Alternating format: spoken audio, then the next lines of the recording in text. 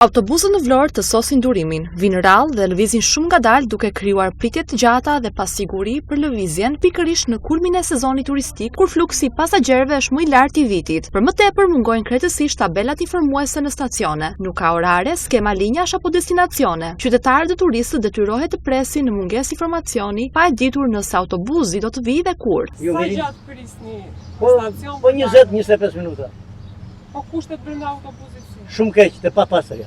Autobusi duhet të dëmsoj ato, domethënë, mos të vinë me aq vonesë dhe pastrimi brenda është për të dëshiruar. Të futesh brenda në autobus, fluri, rër, çfarë do, vinë në plazh, i futen në autobus, mbushet autobusi, nuk pastrohet fare. Po lere ajri kondicionuar, ne po kërkojmë minimalen, një pastrim për ajri kondicionuar, po pati, po mirë është që të ketë. Po marrë dhe 20 minuta në gjysmëore. Kushtet brenda në autobus janë, sidomos tani në datë. Plëset në vapa. Po tabela informuese që të tregojnë në çfarë ore do vi autobusi ka? Kanë qenë dikur, po atë më nëpërë që s'kam, me kanë eqë. Dhe vjetë e bardha, s'kam më të shikosh. Autobusat janë pa ato air condition. Ka gjithë ajo, kondicioneri. Ajo është e para. 2 kishit frima janë aty bërna. Po në stacion sa prisni për të ardhur autobus? Ja, unë kam këtu, gati 7 minuta, 8. E kur të vi? A e dëmton turizmin ky sistem transporti që kemi ne? Po s'dëmton ajo, do më shumë, vlen të lëviz populli. Tut jetu. Sa i prisni autobusat në për stacion? Edhe nga një orë të një kitë. Po tabela informuese për orën ku do vi? Jo, nuk është. Po emrat e linjave janë? Emrat e linjave të autobus. I kanë emrat të kantarë që gjenë të autobusit, tot ajo unë të ftoht, ose Po tani në vap, si ja bëni kur futeni në autobus? ne si merrim fry. Në mirë që më lutem se sa. I think it's okay. Actually, I like to walk.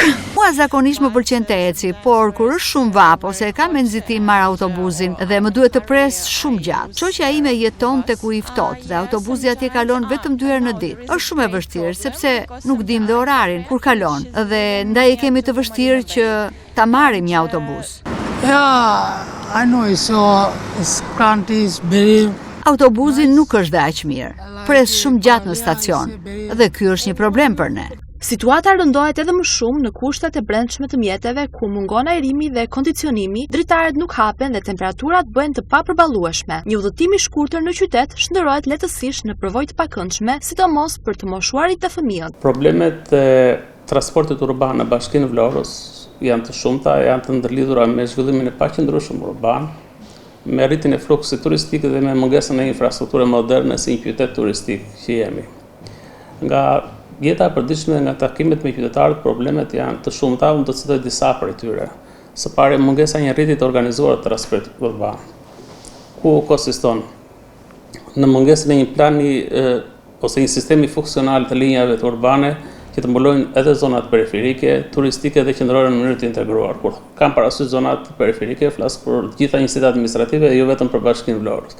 Së dyti, lidhet me orarin e transportit publik, është i paqëndrueshëm dhe nuk mbështetet në teknologji për informimin e qytetarëve, në mënyrë që qytetarët të marrin informacion kohë reale për orarin e lëvizjes transportit urban. Shumë nga rrugët e Bashkisë Vlorë, pra që mbulon Bashkia Vlorë, janë të amortizuara dhe të ngushta. Kemi akset cilat janë të dëmtuara, janë të pasfaltuara, por rrugë me gropa cilat janë në punim e sipër, apo mungesë të korsive të dedikuara për autobus dhe bicikleta, çka e bën më të vështirë qarkullimin dhe rrit kaosin e transportit publik, transportit urban.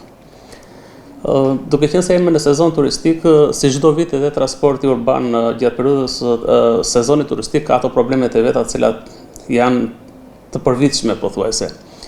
Gjatë verës qyteti përjeton rritje të ndjeshme të fluksit të automjeteve, veçanërisht në zonën e lugomare dhe konstatohet një mungesë plani menaxhimi të qarkullimit të automjeteve. Po kështu mungesa e parkingeve publike përforcon pra ndalimet e paligjshme në rrugë, duke rënduar më tej trafikun. Megjithse Vlora është një nga destinacionet kryesore të jugut dhe pret mira vizitorë çdo ditë, autoritetet vendore ende nuk kanë paraqitur një plan konkret për përmirësimin e këtij shërbimi jetik. Në mes të sezonit turistik, qyteti duket se po dështon të ofrojë edhe minimumin e transportit publik. Numri kufizuar mjetesh, cilësi e dobët dhe infrastrukturë informuese thuajse inekzistente.